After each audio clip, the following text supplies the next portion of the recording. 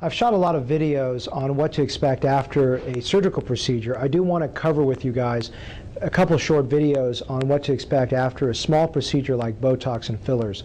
This short video is going to talk to you about what you need to know about after having Botox. Botox is a very short procedure. It's an easy procedure. It's a painless procedure. But there's things that you should know about the Botox experience right afterwards.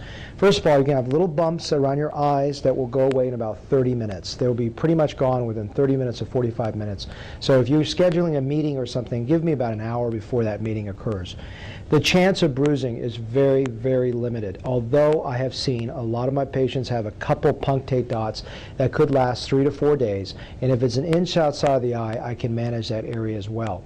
In terms of overall bruising, very, very uncommon, but you want to go ahead and avoid vitamin E, fish oil caps, read that medication avoid list a week before, and try not to do Botox a week before a major social event, especially if it's your first time, because I really want to make sure that I get to know your anatomy, make adjustments so that I'm really good for you in terms of a customized care for you.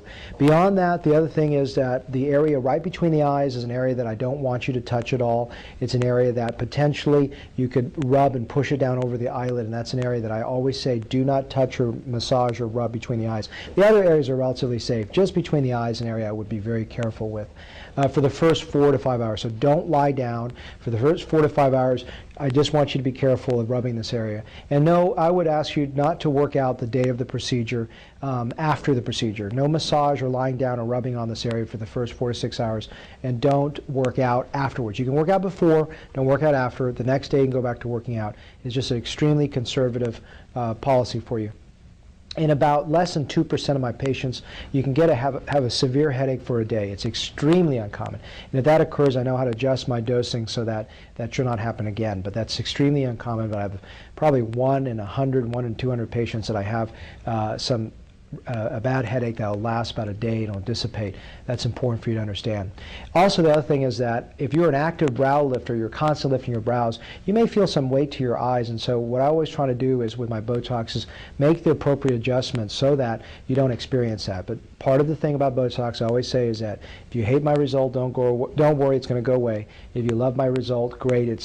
Too bad it's going to go away as well. But I just want you to go through some of those thought processes with Botox so you know what to expect afterwards. I see all my patients 2 weeks afterwards to make sure that everything it looks good, and if you need touch-ups, those are free. I just want to make sure that if you don't need a touch-up, great. If you need a touch-up, great. Even something you may say it looks perfect, I'm pretty perfectionistic about my work, and I want to go back and look at it and go, you know what, I know you like your result, but I can do a little bit better. The touch-up is free, and believe it or not, I will address those little areas. That's why I always see my patients back, if possible, unless you're from out of town, 2 weeks after, just to make sure that what I've delivered for you is acceptable, it's perfect, it's as good as I humanly can.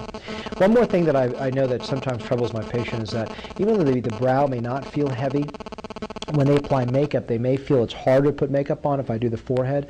And the reason is they're used to lifting the brows up to put the makeup on. And with the brows being a little bit less able to lift up, you may have a harder time putting it on. So sometimes you can still lift the brows enough to put it in. Sometimes you may need to lift it with your hands as you put mascara on. So that's something. It's not the brows came down. It's just harder for you to lift up.